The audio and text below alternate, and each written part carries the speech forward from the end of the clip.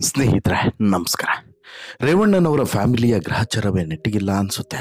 ಒಂದಾದ್ಮೇಲೆ ಒಂದು ಪ್ರಕರಣದಲ್ಲಿ ರೇವಣ್ಣನ ಫ್ಯಾಮಿಲಿ ಈಗ ಅಕ್ಷರಶಃ ನರಕವನ್ನು ಎದುರು ನೋಡ್ತಾ ಇದೆ. ಅದರಲ್ಲೂ ಕೂಡ ಈಗಾಗಲೇ ಪ್ರಜ್ವಲ್ ರೇವಣ್ಣ ಸಂಸದನಾಗಿದ್ದಂಥ ಸಂದರ್ಭದಲ್ಲಿ ಮಾಡಿದಂಥ ಕರ್ಮಕಾಂಡದ ಬಗ್ಗೆ ಇಡೀ ಜಗತ್ತೇ ಬೆಚ್ಚಿ ಬಿದ್ದಿದೆ.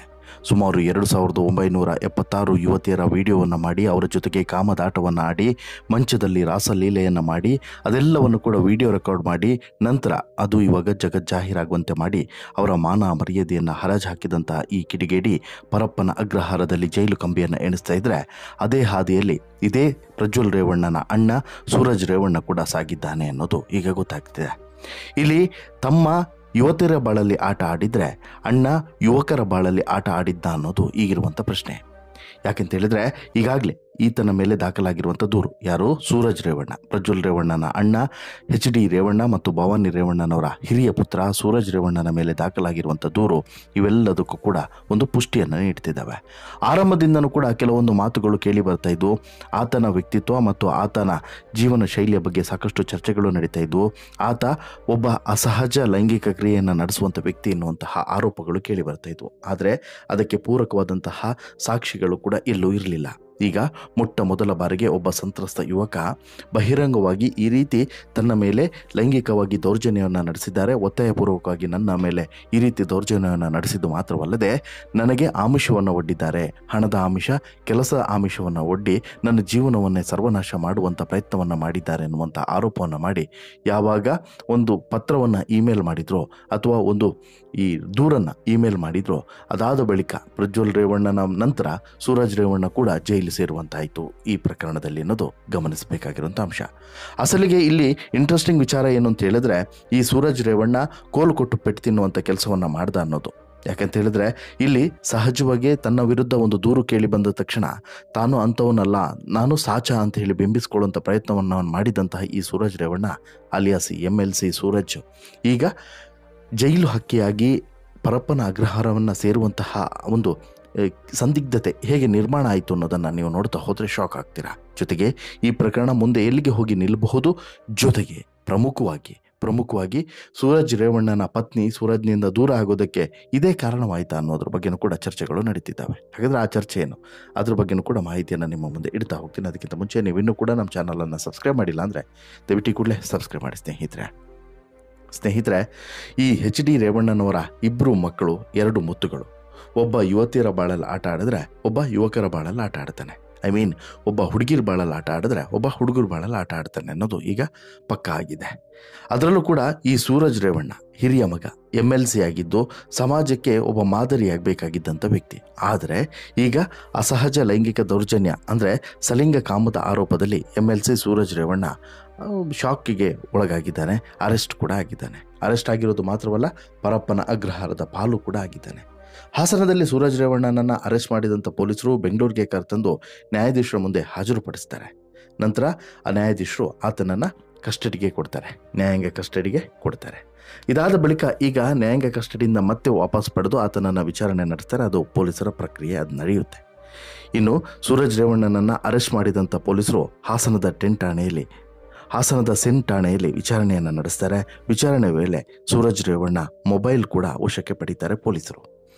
ಅಸಹಜ ಲೈಂಗಿಕ ದೌರ್ಜನ್ಯ ಪ್ರಕರಣದಲ್ಲಿ ಹಾಸನದ ಸೆನ್ ಪೊಲೀಸ್ ಠಾಣೆಗೆ ಯಾವಾಗ ಬಂದು ತಾನೇ ಮಾಹಿತಿಯನ್ನು ಕೊಡಬೇಕು ಅಂತ ಹೇಳಿಬಿಟ್ಟು ತೀರ್ಮಾನಿಸಿ ಬರುವಂಥ ಸಂದರ್ಭದಲ್ಲಿ ಅಲ್ಲೇ ವಶಕ್ಕೆ ಪಡೆಯುವಂಥ ಪೊಲೀಸರು ಮುಂದಿನ ತನಿಖೆಯನ್ನು ಶುರು ಮಾಡ್ತಾರೆ. ಯಾಕಂತ ಹೇಳಿದ್ರೆ ಈ ವಿಚಾರ ಗಂಭೀರ ಸ್ವರೂಪ ಪಡೀತಾ ಇದ್ದಂತೆ ಈ ಪ್ರಕರಣವನ್ನು ಸರ್ಕಾರ CIDಗೂ ಕೂಡ ವಹಿಸುತ್ತೆ.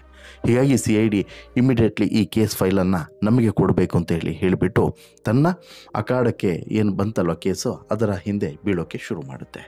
ಸೂರಜ್ ರೇವಣ್ಣ ಅವರ ಲೈಂಗಿಕ ದೌರ್ಜನ್ಯ ಕೇಸನ್ನು CID ಯಾವಾಗ ಸೀರಿಯಸ್ ಆಗಿ ಪರಿಗಣಿಸುತ್ತೋ ಅಲ್ಲಿಗೆ ಒಂದಂತೂ ಕ್ಲಿಯರ್ ಆಗುತ್ತೆ, ಇನ್ನು ಮುಗೀತು ಈ ಸೂರಜ್ ರೇವಣ್ಣನ ಕತೆ ಅನ್ನೋದು.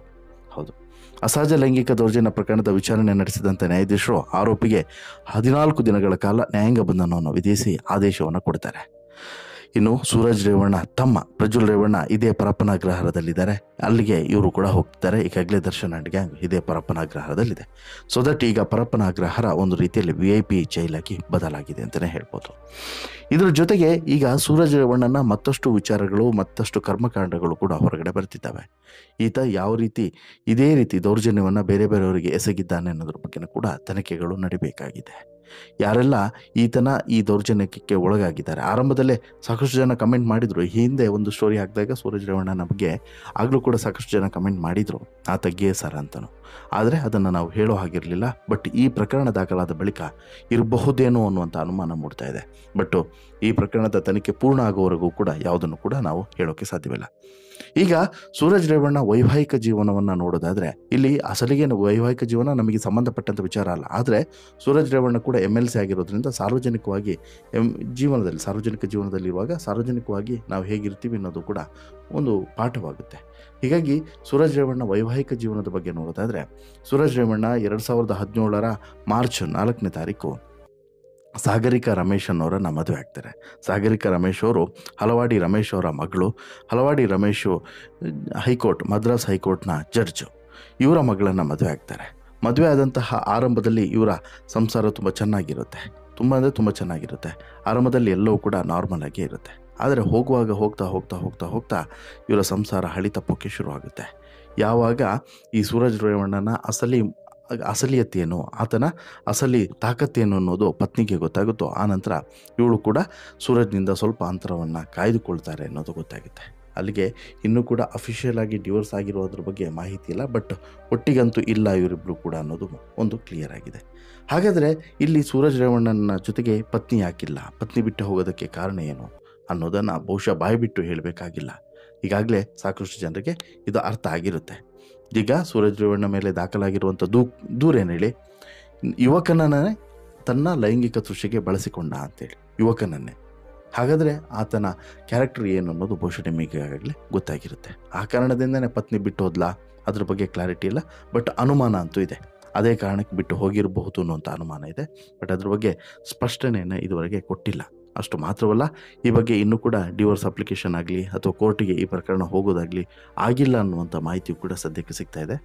ಬಟ್ ಏನೇ ಇದ್ರೂ ಕೂಡ ಇಲ್ಲಿ ಸೂರಜ್ ರೇವಣ್ಣ ಅನ್ನುವಂತಹ ಒಬ್ಬ ಕಾಮ ತೃಷೆಯನ್ನು ತೀರಿಸಿಕೊಳ್ಳುವಂತಹ, ಅದು ಕೂಡ ಯುವಕರನ್ನು ಬಳಸಿಕೊಂಡು ತನ್ನ ತೃಷೆಯನ್ನು ತೀರಿಸಿಕೊಳ್ಳುವಂತಹ ವ್ಯಕ್ತಿಗಳು ಈ ಸಮಾಜಕ್ಕೆ ಅತ್ಯಂತ ಮಾರಕ ಅಂತಲೇ ಹೇಳ್ಬೋದು. ಈಗಾಗಲೇ ಅವನ ತಮ್ಮ ಅವನೆಂತಹ ಕ್ರಿಮಿ, ಅವನೆಂತಹ ರಾಕ್ಷಸ ಅನ್ನೋದು ಬಹುಶಃ ನಿಮ್ಮೆಲ್ಲರಿಗೂ ಕೂಡ ಗೊತ್ತಾಗಿದೆ. 2000-3000 ಯುವತಿಯರ ಜೊತೆಗೆ ಅಂತ ಹೇಳಿದ್ರೆ ಆತ ಮನುಷ್ಯನೇ ಅಲ್ಲ ಅನ್ನೋದು ಈಗಾಗಲೇ ಸಾಬೀತಾಗಿದೆ. ಇನ್ನು ಇವನ ಕತೆ ಏನಾಗುತ್ತೆ, ಇದೇ ರೀತಿ ಎಷ್ಟು ಜನ ಯುವಕರ ಬಾಳಲ್ಲಿ ಈತ ಆಟ ಆಡಿದ್ದಾನೆ, ಅವರೆಷ್ಟು ಜನ ಬಂದು ತಮ್ಮ ದೂರನ್ನು ಕೊಡೋಕ್ಕೆ ಮುಂದಾಗ್ತಾರೆ. ಯಾಕಂತ ಹೇಳಿದ್ರೆ ಇದೊಂಥರ ಹಿಂಸೆ. ಯಾಕಂತ ಹೇಳಿದ್ರೆ ಹುಡುಗರನ್ನ ಈ ನಮ್ಮಲ್ಲಿ ಅದಕ್ಕೆ ಅವಕಾಶನೇ ಇಲ್ಲ. ಹುಡುಗರ ಜೊತೆಗೆ ಜೀವನವನ್ನು ಸಾಗಿಸೋದು ಫಾರಿನಲ್ಲಿ ಇರ್ಬೋದು, ಬಟ್ ನಮ್ಮಲ್ಲಿ ಆ ರೀತಿ ಇಲ್ಲ. ಅವರನ್ನು ತಮ್ಮ ಲೈಂಗಿಕ ತೃಷೆಗೆ ಬಳಸಿಕೊಳ್ಳೋದು ಹೇಸಿಗೆ ಕೆಲಸ. ಈ ರೀತಿ ಆಗಿದೆ, ನಮಗೂ ಕೂಡ ದೌರ್ಜನ್ಯ ಆಗಿದೆ ಅಂತೇಳಿ ಹೇಳ್ಕೊಳ್ಳೋಕ್ಕೂ ಕೂಡ ಅಸಹ್ಯ ಆಗುತ್ತೆ. ಆದರೆ ಏನು ಮಾಡ್ತೀರಾ, ಹೇಳಲೇಬೇಕಾಗುತ್ತಲ್ವ. ಇಂತಹ ಕಾಮಕ್ರಿಮಿಗಳು ಈ ದೇಶದಿಂದ ಗಡೀಪಾರ ಮಾಡಿದ್ರೂ ಕೂಡ ಅದೇನು ಅಚ್ಚರಿಯಲ್ಲ. ಯಾಕಂತ ಹೇಳಿದ್ರೆ ಇಂಥವ್ರು ಸಮಾಜಕ್ಕೆ ಮಾರಕ.